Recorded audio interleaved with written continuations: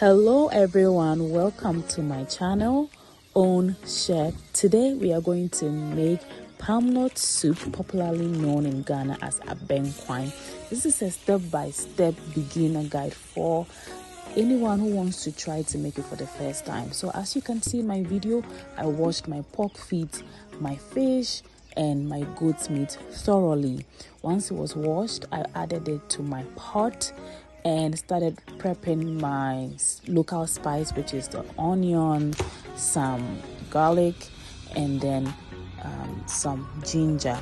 So once I prepped those ones, I started cutting them, cleaning them, washing them, and blending them to add to my meat and fish.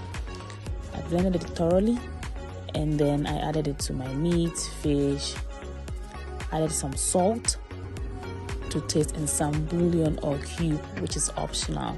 I left it to cook for 20 minutes and I took out the fish early to avoid it splitting into the soup. Once your meat is tender like this, then it's ready to add your palmnut soup base. I'm using Inkulinu palmnut soup base. So I opened the can and poured it into a bowl.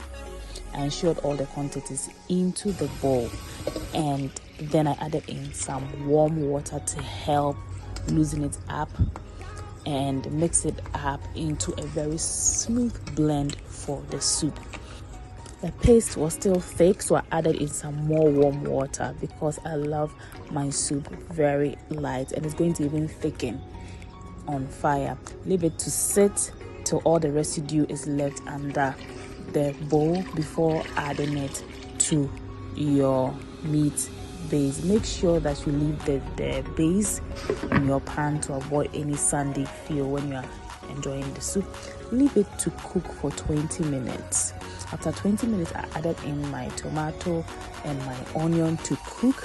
While washing in my kobe, you can use kako or momoni if you don't have this salted fish kobe. I added in prekese, that is the local name for this fruit, which adds extra taste to the soup. Don't miss that out. Now I took my onion and tomato from the soup and set it aside. Now I make some little cracks on the prekese so that when you add it to the soup, it will ooze the flavor into the soup. Added in my kobe, which is the salted fish, and then it was time for me to blend my tomatoes and onion, the cooked ones.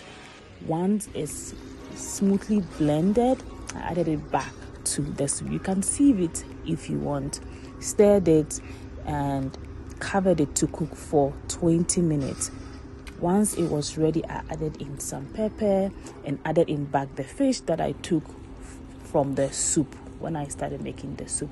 Cook it for 20 minutes and it's ready.